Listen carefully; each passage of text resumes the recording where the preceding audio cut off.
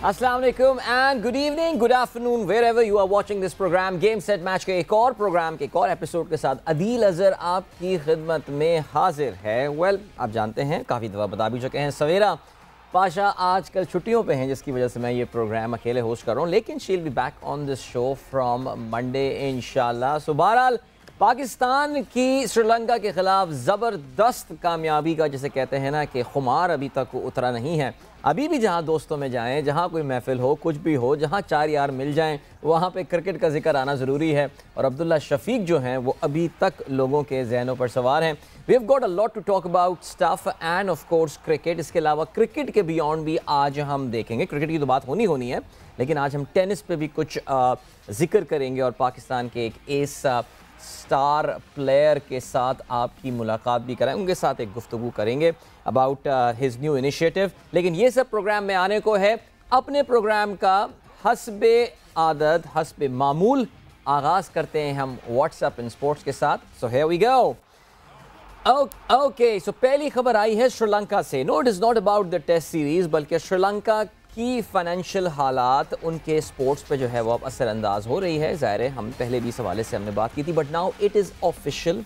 Sri Lankan cricket board ने मुल्क के माशी और सियासी बहरान की वजह से Asia cup cricket tournament host करने से ऑफिशियली अब माजरत कर ली है और अपने इस फैसले के हवाले से एशियन क्रिकेट काउंसिल को आगाह कर दिया है।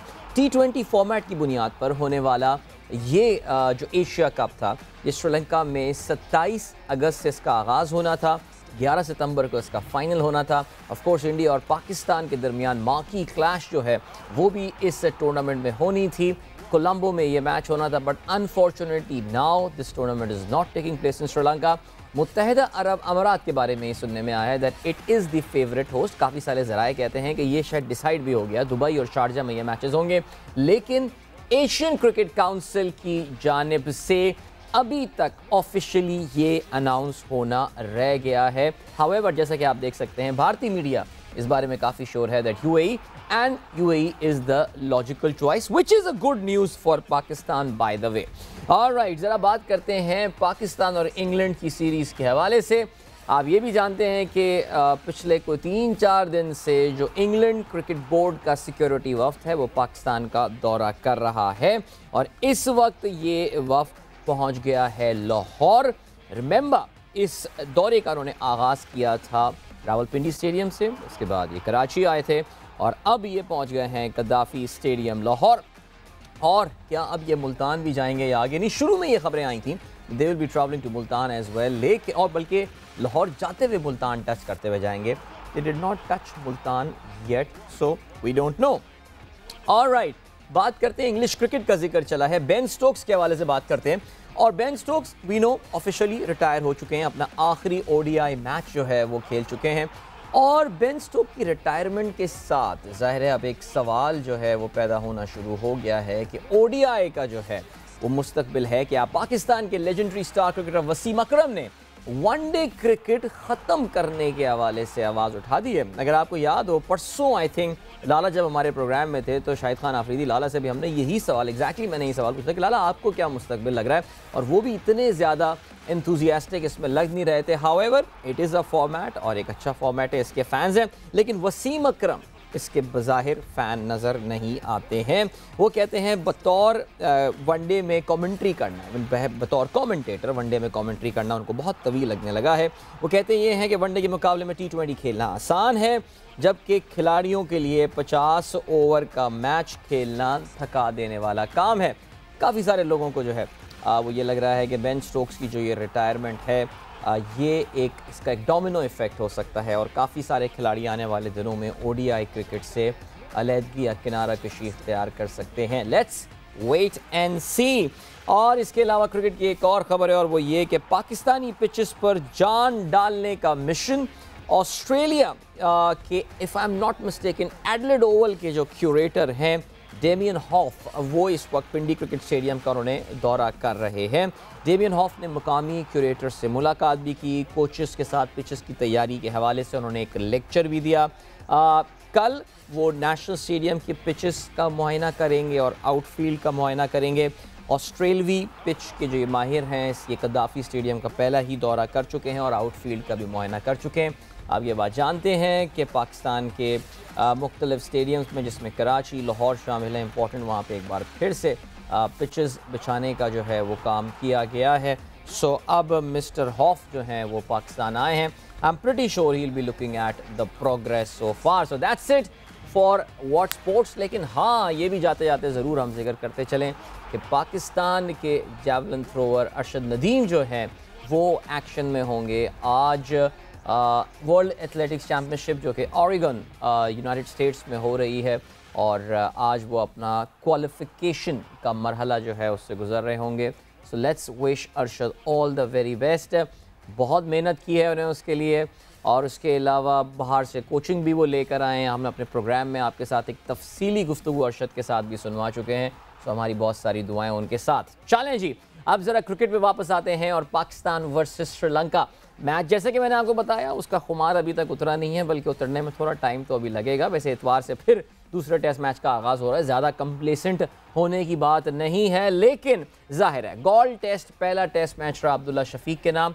ज़बरदस्त कारकर्दगी दिखा रहे हैं अब्दुल्ला शफीक, उनका जो कंपोजर दिखा रहे हैं, it's very unlike Pakistani cricketer at the start of their career. Because हमारे यहाँ तो खिलाड़ी, बहुत से खिलाड़ी ऐसे ही हैं, दर्जनों टेस्ट मैचेस खेलने के बाद भी जब विकेट पे नज़र आते हैं तो काफ़ी टेंटेटिव नज़र आ रहे होते हैं, लेकिन उसके मुकाबले में अब्दुल्ला शफीक बहुत कॉन्फिडेंट नज़र आए हैं। And Abdullah is a very talented guy, इसमें कोई शक नहीं है कि वो अपनी बैटिंग टैलेंट से तो हम सब का दिल जीत चुके हैं अभी। लेकिन अब्दुल्ला इज़ बल्कि हाँ, मुझे याद आया ये, जब हमने अपने ईद का प्रोग्राम मैंने और सवेरा ने किया था, उसमें हमने इमाम से ये सवाल पूछा था। हमने कहा था, इमाम ये बताइए पाकिस्तान क्रिकेट टीम में सबसे अच्छा क्रिकेटर गुलूकार सबसे अच्छा गुलूकार कौन है? सबसे बुरा गुलूकार में तो उन्होंने कहा था कि जी शादाब है, बहुत बुरा गाता है लेकिन वो गाता रहता है। लेकिन जो अच्छे गुलूकार में उन्होंने कहा था Abdullah Shafique is a very good singer. Now जब अब्दुल्ला शफीक पे लोगों की फोकस आ गई है, the limelight is on him, the spotlight is on him, उनके सोशल मीडिया हैंडल से कल एक क्लिप लोगों ने निकाली which has gone viral, and let's hear out. Abdullah को गाते हुए सुनते हैं, गिटार भी बजा रहे हैं, गा भी रहे हैं, सो सुनते हैं और फिर उस पर तबसरा भी करते हैं कुछ। तेरा यकीन क्यों मैंने किया नहीं, तुझसे रहा क्यों जुदा, मुझ पे ये जिंदगी करती रही सितम, तूने ही दी है पनाह,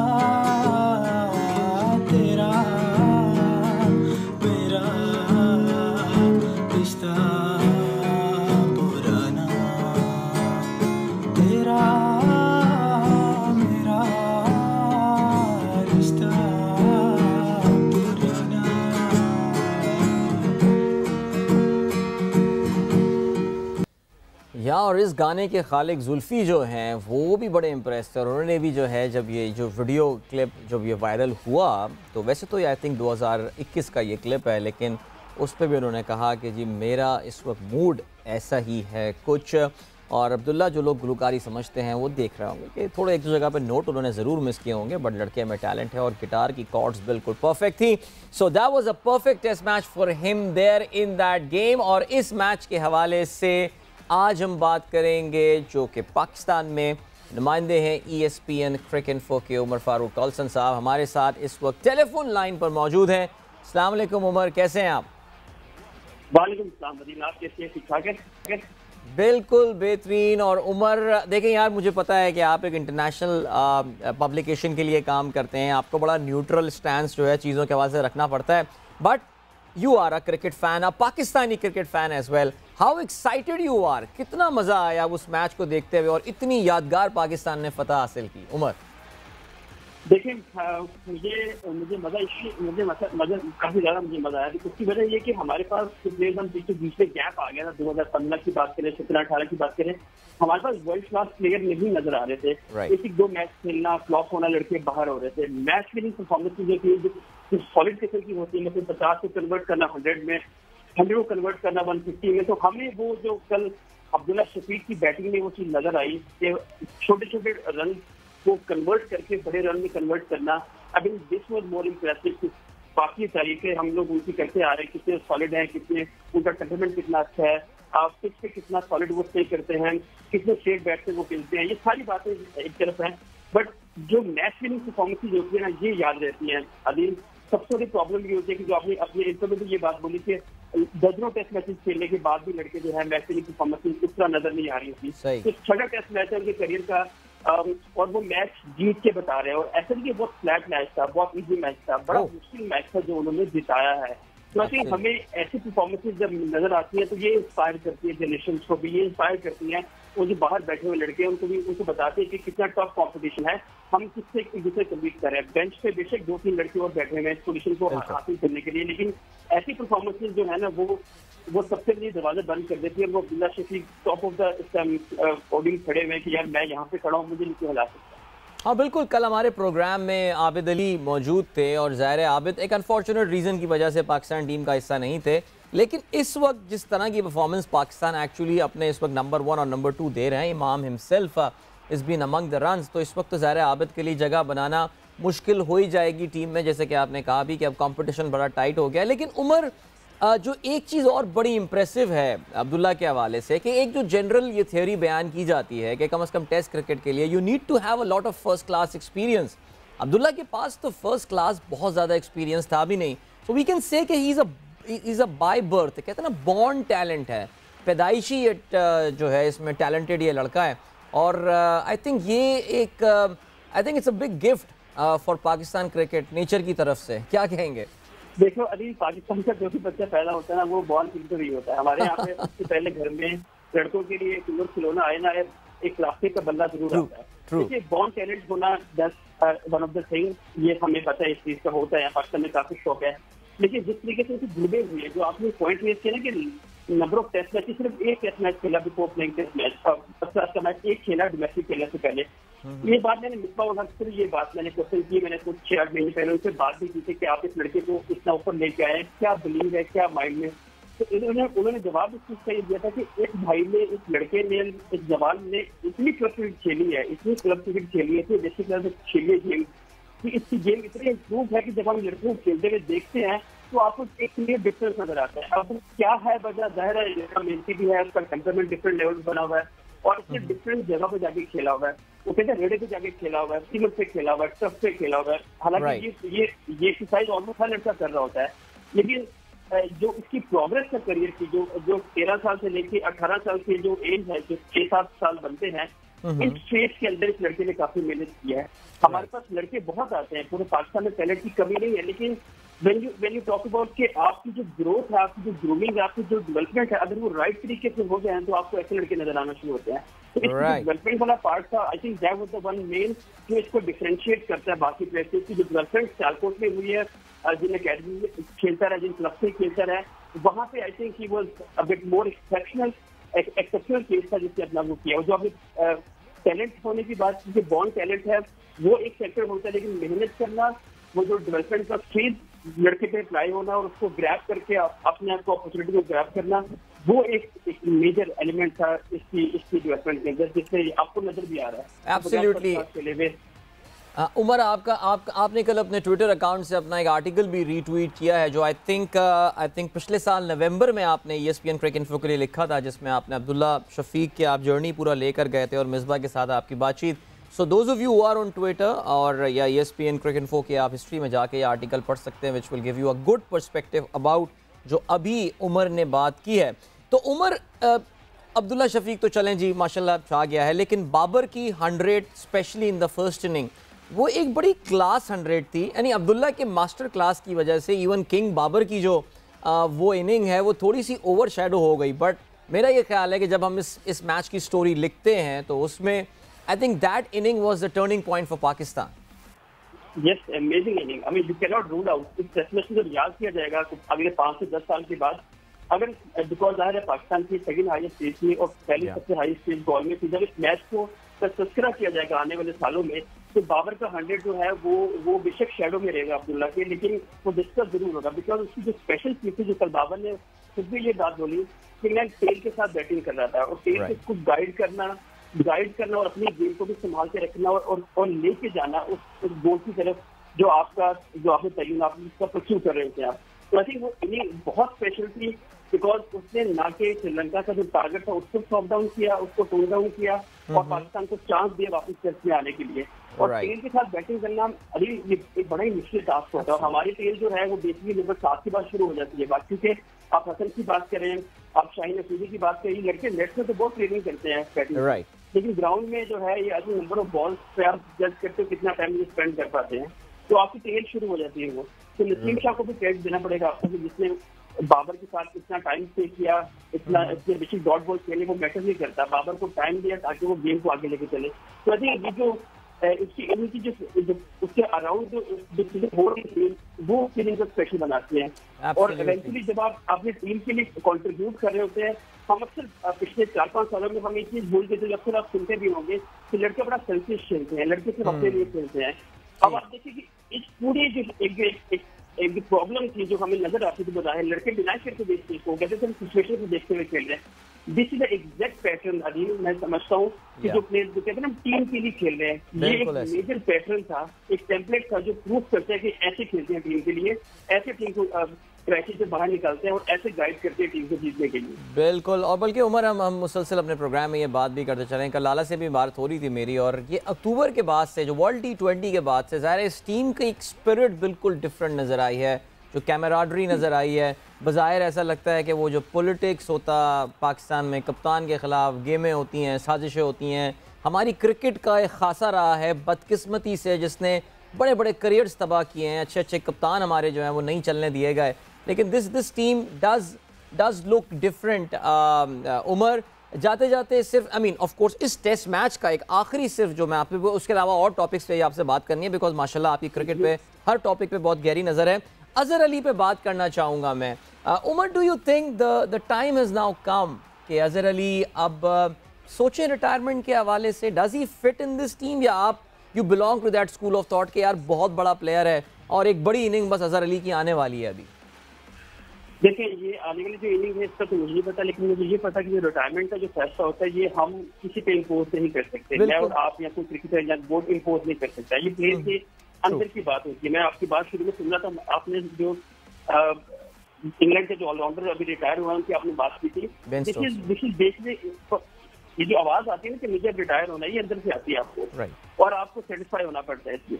हाँ, रही बात अंदर की परफॉर्मेंस की, मैं भी डिसअपॉइंटेड हूँ, आप भी है, मुझे पता है बहुत सी दुनिया जो है उन पर क्रिटिसाइज भी कर रही है, और मैं भी शायद उन लोगों में होऊंगा जो मैं उनकी परफॉर्मेंस पे क्वेश्चन मार्क रेज करूंगा, बिकॉज ज़ाहिर है हम लोग जर्नलिस्ट है, हम गेम को एनालाइज करते हैं, प्लेयर की गेम को एनालाइज करते हैं और उनको हम बताते हैं कि ये प्रॉब्लम है।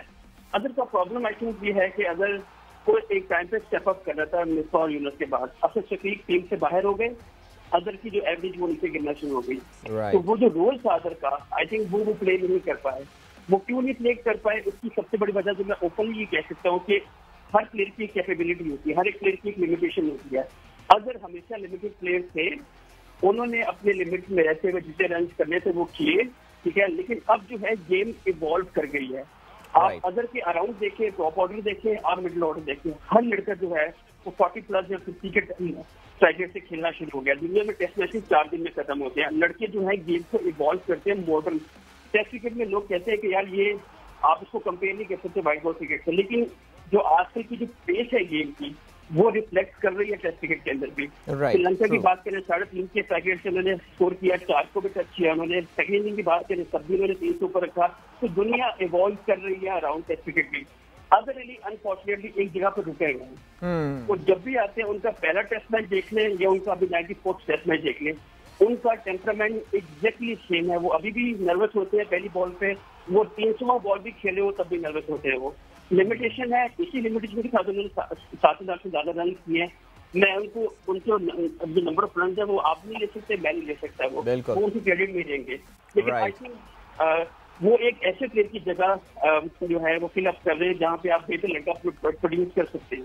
बिल्कुल चलें Umar, I thank you for being very honest about it, very straightforward about it, because मुझे ऐसा पता नहीं क्यों लगता है कि हमारे जो मीडिया फ्रेटर्निटी है वो अजहर अली के बारे में बात करते हुए बड़े मोहतात से हो जाते हैं कि नहीं बड़ा प्लेयर और ये सारी बातें। देखिए एवरी प्लेयर, आपने कल बड़ा अच्छा ट्वीट किया था, मिसबा की captaincy before and after, during इस कैप्टनसी 50 के ऊपर की एवरेज से अजहर जो है वो रन्स करते थे, और मिसबा की रिटायरमेंट के बाद से ही has been scoring at 35 runs पर inning, which is a pretty mediocre. जैसे कि आपने बताया कि अब तो ज़्यादातर प्लेयर्स जो टीम में जगह बनानी है वो 40 के ऊपर होते हैं। बेन स्टोक्स का उमर, मैं ज़रा उस टॉपिक पे आऊँगा ओडीआई क्रिकेट के हवाले से। बेन स्टोक्स का आपने खुद नाम लिया अभी जी, उन्होंने ओडीआई क्रिकेट से रिटायर कर दिया। हमने वसीम अकरम की स्टेटमेंट सुनी, बड़ी स्ट्रेट फॉरवर्ड उनकी स्टेटमेंट। उन्होंने कहा जी ये तो फॉर्मेट ख़त्म कर दें, ये बहुत लंबा फॉर्मेट होता जा रहा है और ये एक कहते हैं ना इंग्लिश में एक न्यूसेंस क्रिएट कर रहा है खिलाड़ियों के लिए।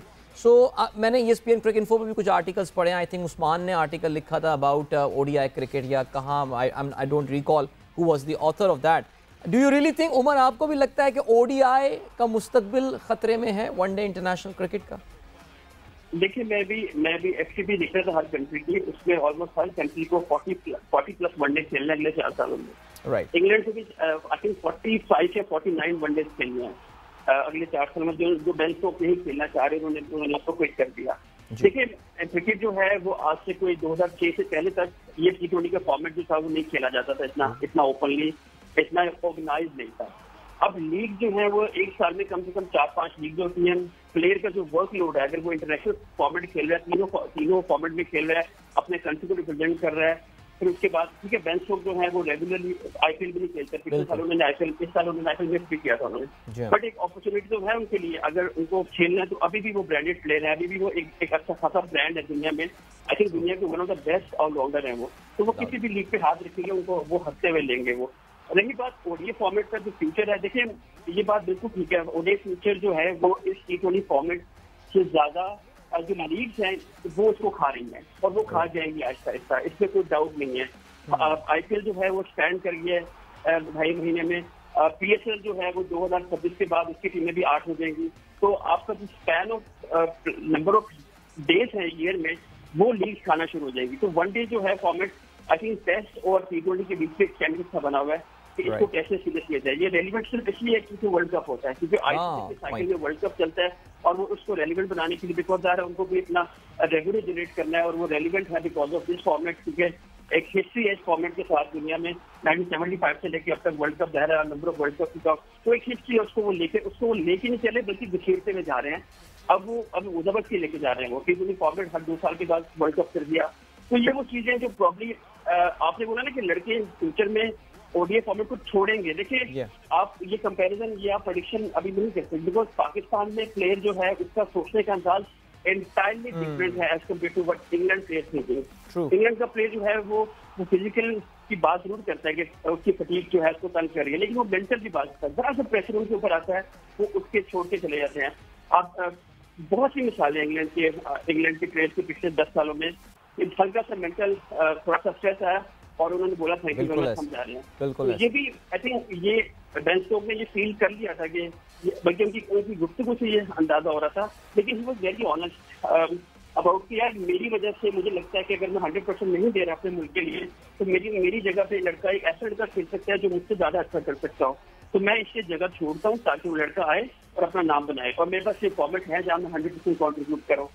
जब पाकिस्तान की बात करते हैं आप या प्रॉब्लम इंडिया की बात करते हैं, इवन श्रीलंका की बात भी करते हैं, चलो एशियन फील्ड की बात करते हैं, यहाँ पे लड़के जो है वो उनका सोचने का लेवल डिफरेंट होता है बिकॉज यहाँ पे क्रिकेट जो है वो इंटायरली जो है उनकी लाइवलीहुड उस पर डिपेंड कर रही होती है। हमारे प्लेयर्स इतने आराम से आप वनडे की बात करते हैं वो किसी फॉर्मेट से रिटायर नहीं होते, वो फिर भी कहीं ना कहीं कोई ना कोई फॉर्मेट लेके चल रहे होते हैं। इसलिए आज बेशक वो टीम का हिस्सा भी नहीं होते वो, लेकिन फिर भी इस आस में होते हैं कि हमें वापस कम बैक करने का मौका मिलेगा।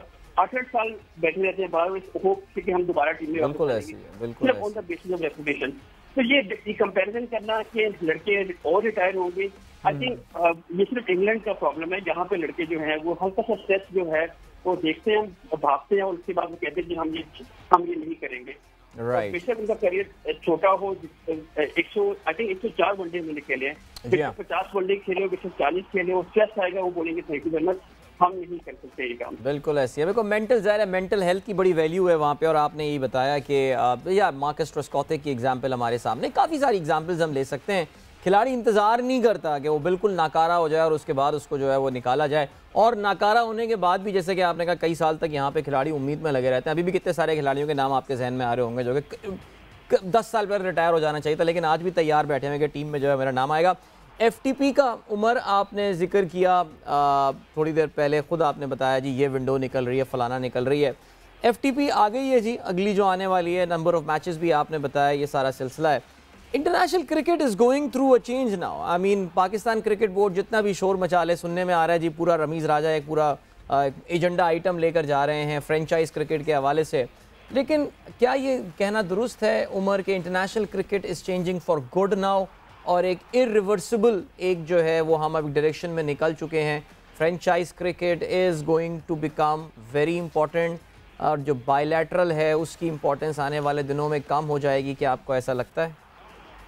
देखिए, अभी थोड़ा टाइम लगेगा, ये चीज डाई डाउन कर रही है, लेकिन it probably take some time, because हमारे यहाँ पे जो क्रिकेट है वो सिर्फ 12 मुल्कों में खेली जाती है। right. और 12 मुल्क जो है उनमें से सिर्फ 3 मुल्क ऐसे हैं जो काफी ज्यादा पैसा जनरेट कर रहे होते हैं। और रही बात रमीज राजा साहब की, जो आपने कहा कि प्लान लेके गए हैं, देखिए एक मैंने इंडिया में बेस्ट ऑफ इंडिया की स्टोरी पढ़ा था, उसमें उन्होंने मेंशन किया हुआ था कि रमीज साहब जो स्टेटमेंट देते हैं, जो शोर में चाहते हैं जिन चीजों के ऊपर, जब वो आईसीसी की बोर्ड मीटिंग में आते हैं तो वहाँ पे उनका एटीट्यूड बिल्कुल डिफरेंट होता है। He is not as solid as in media, और जब वो स्टेटमेंट दे रहे होते हैं। तो पहली बात तो ये बात मैं भी इससे एग्री करता हूँ कि शायद वो इम्पैक्ट नहीं होता हूँ आईसीसी में जाके जब वो मीडिया के सामने बात कर रहे होते हैं। कितनी एक बड़ी एक वेट सी बात है कि आप दुनिया को चैलेंज कर रहे हैं कि आपकी लीग जो है वो क्रिकेट को नुकसान पहुंचा रही है। यानी अब उन्होंने इनडायरेक्टली आईसीसी को बोला कि ये एक्सपैंड कर रही है, जिससे हमारे जो पीच की विंडोज हैं उनको डिस्टर्बेंस हो रही है। At the same time Rameez साहब जो हैं वो रमीज राजा साहब जो हैं वो बेसिकली अपने ही विंडो को, अक्टूबर की विंडो को एक पीजीएल करवाना चाह रहे हैं, पाकिस्तान जूनियर लीग करवाना चाह रहे हैं, जो अच्छी खासी आपकी जो एक काफी कीमती विंडो जो है वो ले रही है। आप दुनिया को सबक दे रहे हैं कि आप लीग करवा के विंडोज खराब करें दुनिया की, एट द सेम टाइम आप भी तो अपनी लीग करवा रहे हैं, तो उसका जवाब कौन देगा?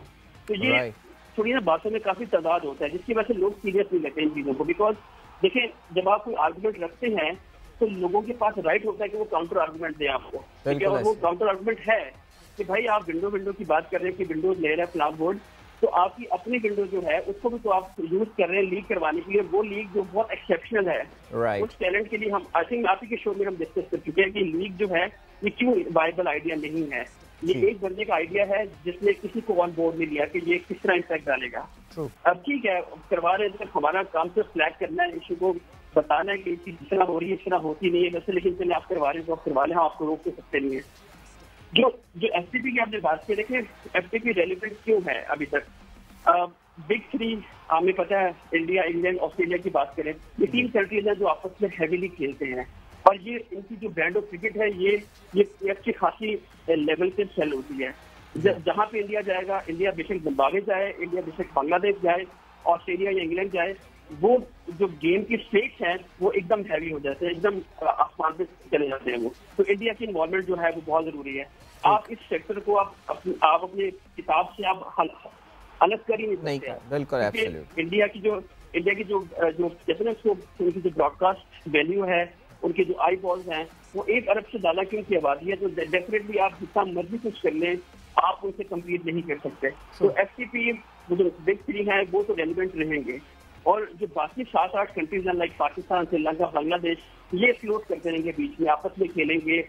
फिर उसके बाद एक सीरीज ऑस्ट्रेलिया से खेलेंगे, इंग्लैंड से 2 सीरीज पाकिस्तान में खेलनी है होम एंड अवे के बेस के ऊपर। तो ये इस तरह पाकिस्तान को बेसिकली, बिकॉज ये दुनिया को आपस में खेलना भी तो है, तो लेकिन जो बिग 3 है वो मेजर स्ट्रेंथ हमेशा से आगे लेके जाते रहेंगे, बिकॉज उनकी जो ब्रांड ऑफ क्रिकेट है, उनकी जो रेवेन्यू स्ट्रीम्स हैं, वो पाकिस्तान या बाकी जो 6-8 मुल्क है उनसे बहुत बड़ी है। तो वो हम ये डिबेट हम आज से 4 साल भी करेंगे कि क्या ये रेलिवेंट है, क्या नुकसान पहुंचा रहा है, लेकिन ये बात आपको माननी पड़ेगी कि आईपीएल जो है वो एक एक्सेप्टिव प्रोडक्ट है। बिल्कुल, वजह जो है इंडिया की पॉपुलेशन है, उनकी जो कमर्शियल वैल्यू है चीजों की, वो हमेशा हमसे जितने भी कदम बहुत ज्यादा रहेगा। आई थिंक या there is absolutely no comparison. Umar हमारे साथ रहिएगा। इस वक्त हमारे नुमाइंदे अब्दुल कादिर ख्वाजा हमारे साथ लाहौर से मौजूद है। अच्छा, अभी हमें थोड़ी देर में ज्वाइन करेंगे, बिकॉज इंग्लैंड की टीम का जो सिक्योरिटी, इंग्लैंड क्रिकेट बोर्ड का सिक्योरिटी वफ्द जो है वो भी पाकिस्तान का दौरा कर रहा है, जिसके हवाले से कादिर ख्वाजा हमें थोड़ी देर में जी मुझे बताया है कि वो हमारे साथ यहाँ पर मौजूद होंगे।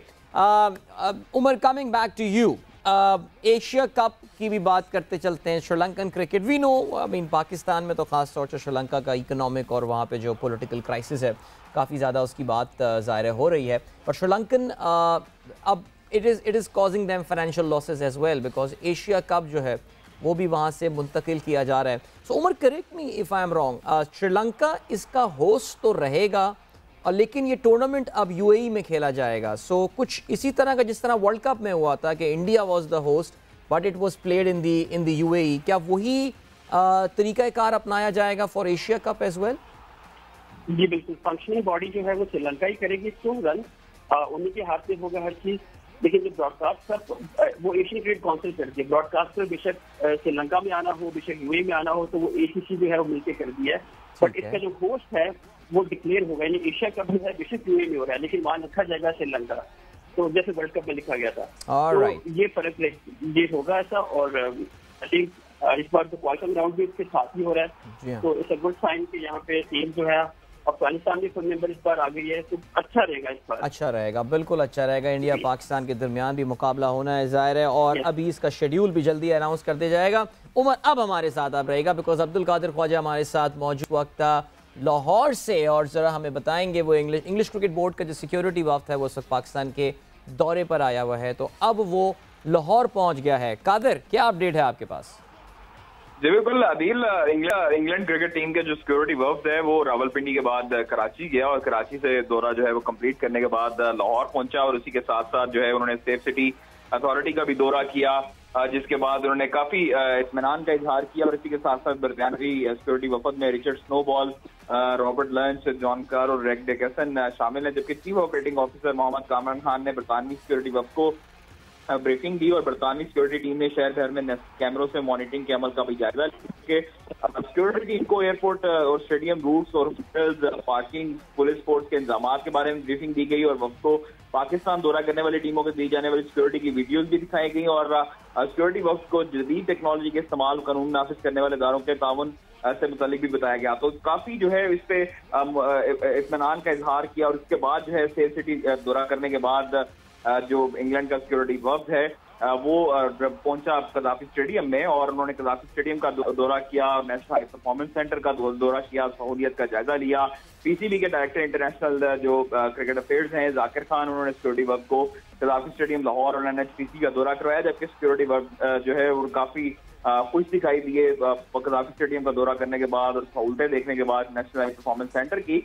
तो इससे कबल जो मेहमान वफ्द है वो पिंडी क्रिकेट स्टेडियम में, नेशनल स्टेडियम कराची और मुल्तान क्रिकेट स्टेडियम का भी दौरा कर चुके हैं। और जो 7 T20 मैचेज हैं वो अमूमन इजराइल बताते हैं कि 2 वेन्यू पे होगा, लाहौर और कराची में, और जो बाकी जो मैचेस हैं उनका बाकी जो वेन्यूज हैं उनके बारे में भी पाकिस्तान क्रिकेट बोर्ड लाजमी बातचीत करेगा इंग्लैंड क्रिकेट बोर्ड से। अलबत्ता अभी तक जो 2 फाइनल वेन्यूज हैं वो लाहौर और कराची हैं। तो अच्छा, तो कादिर ये आप ये कंफर्म कर रहे हैं कि इनका जो वक्त है ये मुल्तान स्टेडियम का दौरा करके भी आया? बिकॉज मुझे शायद लगा कि मुल्तान उन्होंने स्किप कर दिया है या मुल्तान आगे जाना है। सो मुल्तान आप कह रहे हैं कि वो विजिट कर आ गए? बिल्कुल, पाकिस्तान क्रिकेट बोर्ड के जो तर्जुमान हैं उनसे जब हमारी बात हुई तो उन्होंने कंफर्म किया कि मुल्तान क्रिकेट स्टेडियम का भी दौरा कर चुके हैं, नेशनल स्टेडियम कराची में भी दौरा करके हैं और रावलपिंडी क्रिकेट स्टेडियम का भी दौरा किया है। तो ये 3 क्रिकेट स्टेडियम का तो दौरा कर लिया। अब लाहौर जो है वो आए हैं और आज इन्होंने सेफ सिटी का दौरा किया और उसके बाद कदाफी स्टेडियम का दौरा किया और उसके बाद जो है वो वापस रवाना होंगे। Alright, great. तो वैसे तो आज मैंने सुना है जी लाहौर में बड़ी बारिश हो रही है और सिगफ्रीड एक्मैन जो हमारे हॉकी कोच हैं उन्होंने तो कोई वीडियो वगैरह भी पोस्ट की थी, मैं देख रहा था कि वो पानी काफ़ी जमा हो गया है। तो ये पहुंच गए थे ठीक से कदाफी स्टेडियम और चले गए वहाँ से? कश्ती तो नहीं मंगवानी पड़ी कहीं? देखिए अदील, लाहौर में जो है रिकॉर्ड बारिश हुई है और उसके बाद नेशनल पार्क स्पोर्ट्स कॉम्प्लेक्स का जो आपको बताऊं कि हमारे नाज़रीन को थोड़ा सा नॉलेज में उनका इजाफा कर दूं कि 1989 का जो है वो सीवरेज का निज़ाम यहाँ पर नस्ब है और उसके बाद से काफी हुकूमतें भी बदली हैं, वज़रा भी बदले हैं, लेकिन किसी को इस चीज का ख्याल नहीं आया। हर मरतबा जब भी मानसून की बरसात की जो बारिशें होती हैं उसमें ये वीनस का मंजर पेश करता है, नदी नालों दरियाओं का मंजर पेश करता है नेशनल पार्क स्पोर्ट्स कॉम्प्लेक्स। पूरे लाहौर में जहां पर पानी नहीं किसी को मिलेगा वहां पर जो है वो सिर्फ और सिर्फ लाहौर में नेशनल पार्क स्पोर्ट्स कॉम्प्लेक्स दरिया का मंजर पेश कर रहा होगा। और इसकी निशानदेही जो है वो आज हमने देखा कि सेक्रेटरी एक्मैन ने भी की और सोशल मीडिया पर उन्होंने वीडियो भी पोस्ट की, जिसके बाद काफी जो है वो तनकीद का सामना करना पड़ा। अलबत्ता यहाँ पर जो है वो ये सिस्टम ये है कि इसको नकासी आपका जो सिस्टम है उसको वासा के थ्रू यहाँ पर पंप लगाकर उसको वैक्यूएट किया जाता है और फिर उसके बाद यहाँ पर जो पानी है वो 2 से 3 रोज तक यहाँ पर जमा रहता है। लेकिन देखिए अब ये बरसात का मौसम है, काफी जो है वो बारिशें होती हैं, लेकिन यहाँ पर कोई जिला इंतजामिया और किसी हुकूमत को ये ख्याल नहीं आया कि इसका सीवरेज का निज़ाम जो है उसको भी मुरम्मत कर दिया जाए, उसको नया। Qadir thank you so much. और ये सवाल बहुत बहुत शुक्रिया Qadir, thank you so much for the update. ये सवाल पूछने का मकसद यही था बिकॉज इसी वो जो जिस निश्तर पार्क स्पोर्ट्स कॉम्प्लेक्स, वो जो उस एरिना की ये बात कर रहे हैं, वो जो उस विसिनिटी की बात कर रहे हैं, उमर भी लाहौर में ही होते हैं और उमर पाकिस्तान के स्पोर्ट्स का मरकज़ है। वो ना सिर्फ क्रिकेट बल्कि हॉकी, फुटबॉल और इसके अलावा अकेडमीज़ भी वहाँ पर मौजूद हैं। It's very unfortunate. पीसीबी एक बड़ा रिसोर्स रिच इदारा है, ख़ुद भी बनवा सकता है वो सीवरेज वहाँ पे, लेकिन it's very unfortunate because Lahore का sewerage system is not that bad, but वो जो स्पोर्ट्स कॉम्प्लेक्स का एरिया वहाँ सिचुएशन वहाँ अक्सर पानी भर जाता है। ऐसा ही है ना उमर? हाँ बिल्कुल ऐसी है। उसकी एक वजह ये भी है कि जो स्टेडियम में पानी खड़ा होता है, उनकी जो डिस्पोजल सिस्टम है, मिसल हम पाकिस्तान क्रिकेट बोर्ड की बात करें तो जो ग्राउंड का पानी है वो पानी बाहर ही आ रहा होता है, वो डिस्पोज बाहर कर रहे होते हैं। जो कादर ने बात किया जा रहा है, जिले इंतजामिया का काम है उसको कैसे मेंटेन किया जाए, कैसे बेहतर किया जा सके। बट ये जाहिर है वो जगह थोड़ी नीची भी है एज कम्पेयर टू गुलबर्ग एक मेन हब है लाहौर का, एक इकोनॉमिकल एक बड़ा हब है, बड़ा हैवी यहाँ पे बिजनेसेस होते हैं। बट अगेन बात ये है कि ये तो काफी डिटेल में कादिर ख्वाजा ने एक्सप्लेन किया कि ये कसूर जो है ये जिले इंतजामिया का है, उनको इसको देखना चाहिए। और मुझे भी 15-16 साल हो गए कवर करते हुए स्पोर्ट्स, और मेरा तकरीबन हर दूसरे दिन जाना होता है उस एरिया में। तो जिस दिन बारिश होती है उस दिन यही हाल होता है, मैं स्किप करना पड़ता है। जैसे आज मैं नहीं गया नॉर्मली, मेरा ऑलमोस्ट हर दूसरे दिन वहाँ विजिट होता है, और आज जो है मैंने स्किप किया जस्ट बिकॉज कि वहाँ पानी काफी खड़ा हुआ है। बिल्कुल। उमर जाते जाते आखिरी सवाल, दूसरा टेस्ट मैच इतवार से इसका आगाज हो रहा है, any change that you expect in Pakistan side, या वही फॉर्मूला के विनिंग कॉम्बिनेशन को नहीं छेड़ना है? देखिए आई वुड वांट कि पाकिस्तान जो है अपनी बॉलिंग को बेहतर करे, अब बॉलिंग की जो सिलेक्शन है उसको बेहतर करे, बिकॉज तो पाकिस्तान ने 3 रन खिलाए, हसन अली आपके सामने है, शाह को आपको याद होगा 74th ओवर के बाद जाके ओवर दिया गया था। तो पाकिस्तान को चाहिए कि अपनी जो 11 है उसको 11 समझ के खिलाए, ना कि पाकिस्तान के साथ खेले। टेक्निकली पाकिस्तान 10 से 9 लड़कों से खेल रहा होता है, 11 की कोई जरूरत होती नहीं जो हालात थे। तो पाकिस्तान को चाहिए कि लड़कों को रेलिवेंस के साथ खिलाए। आई थिंक पाकिस्तान की batting did very well, Pakistan जिस तरीके से मैच जीता है उसको कोई डाउट नहीं है। बट जो टेस्ट मैचेज होते हैं, जो आप जीत जाते हो तो आपकी हर चीज जो है वो आप काकड़ के छुपाने की बात करते हो, लेकिन इस टेस्ट मैच में हमें पता है, आपको पता है कि कुछ सिलेक्शन जो है यहाँ गलत किए गए थे। फवाद आलम को गलत ड्रॉप किया गया था यहाँ पे, तो आई थिंक फवाद आलम को वापस टीम में लाना चाहिए। आपकी जो बॉलिंग है उस पर आपको नुमान को आपने ड्रॉप किया था, आई थिंक उसका हक बनता है, वो उसका हक बनता है, डिजर्व करता है वो कि वो मैच खेले, और वो बाहर बैठना बनता नहीं है। तो आई थिंक पाकिस्तान को चाहिए कि अपनी जो बॉलिंग है बैटिंग की बात से मैं कर रहा हूँ, फवाद आलम को तो जाहिर है वो डिजर्व करते हैं, उनको ड्रॉप करना पड़ेगा, लेकिन जो बॉलिंग है पाकिस्तान की आई थिंक वहाँ पे काफी लैप्सेस हैं, पाकिस्तान को चाहिए कि उसको बेहतर करें। Right Umar, thank you so much, बहुत शुक्रिया for taking out time for game set match, और इंशाल्लाह we'll be in touch with you in future as well. Thanks once again. All right, so that was Umar Farooq Kelson with us, ESPN Cricinfo Pakistan के नुमाइंदे, और that is it for this episode of Game Set Match, जिसमें हमने बात की काफ़ी तफसील से उमर के साथ पहले टेस्ट मैच के हवाले से। इसके अलावा लाहौर से भी हमने कादिर से अपडेट ली about the England Pakistan series, and एक इंटरेस्टिंग टॉपिक भी आ गया about the sewerage system, the water drainage system around Gaddafi stadium Lahore. Anyway guys, thank you so much for watching. इंशाल्लाह मेरी आप लोगों से मुलाकात गेम सेट मैच में कल एक बार फिर होगी, एक नए टॉपिक के साथ, नए डिस्कशंस के साथ। तब तक के लिए good bye, God bless and अल्लाह हाफिज।